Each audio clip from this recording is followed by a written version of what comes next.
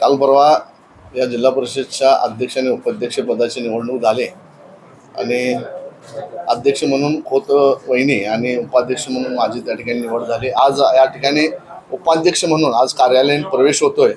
या कार्यालयीन प्रवेशाला प्रमुख उपस्थिती आमचे राज्याचे खासदार आदरणीय धनंजय माडिक साहेब, आमच्या मार्गदर्शक नेत्या आदरणीय शोमिका माडिक वहिनी, त्यासोबत या जिल्हा परिषदचे अध्यक्ष खोत वहिनी यांच्या प्रमुख उपस्थितीमध्ये आज या ठिकाणी कार्यालयीन प्रवेश होतोय।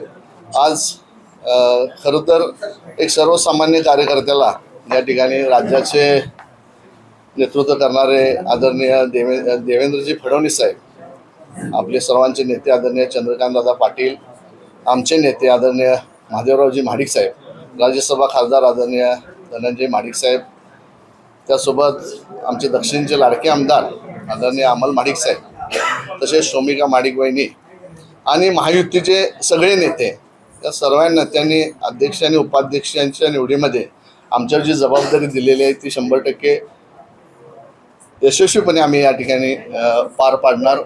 कोणत्याही प्रकारे त्या ठिकाणी नेत्यांना कमीपणा वाटेल किंवा नेत्यांना त्या ठिकाणी गालबोट लागेल अशा पद्धतीचं वर्तणूक आमच्याकडून कोणतेही होणार नाही। केंद्र शासन आणि राज्य शासनाच्या ज्या विकासात्मक योजना आहेत त्या 100% या कोल्हापूर जिल्ह्यामध्ये राबवून ही कोल्हापूर जिल्हा परिषद एक आदर्श जिल्हा परिषद करण्याचा प्रयत्न अध्यक्ष आणि उपाध्यक्ष म्हणून आमचा राहणार, हे या ठिकाणी सांगतो। गेल्या अनेक वर्षापासून सभागृह होता, आता सभागृह आले अनेक सिस्टमचे जिल्हा परिषद प्रलंबित आहेत, प्रामुख्याने कोणत्या प्रश्नावरती भर असेल?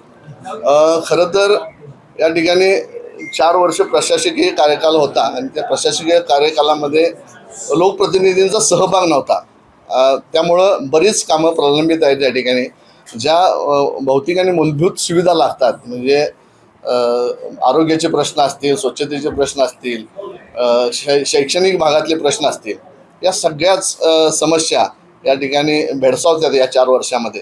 प्रामुख्यानं केंद्र शासन आणि राज्य शासनाच्या माध्यमातून आता दोन्ही ठिकाणी महायुतीचं सरकार असल्या कारणानं या ठिकाणी भरघोस निधी आमच्या नेते आदरणीय खासदार धनंजय माडिक साहेब, आमदार अमल माडिक साहेब यांच्या माध्यमातून, चंद्रकांतदादांच्या माध्यमातून, हसन मुश्रीफ साहेब, आबिटकर साहेब, म्हणजे जे महायुतीचे नेते आहेत त्या सर्व नेत्यांच्याकडून हे निधी कोल्हापूर जिल्ह्यात कसे जास्तीत जास्त खेचून आणता येतील हा प्रयत्न आमचा राहणार।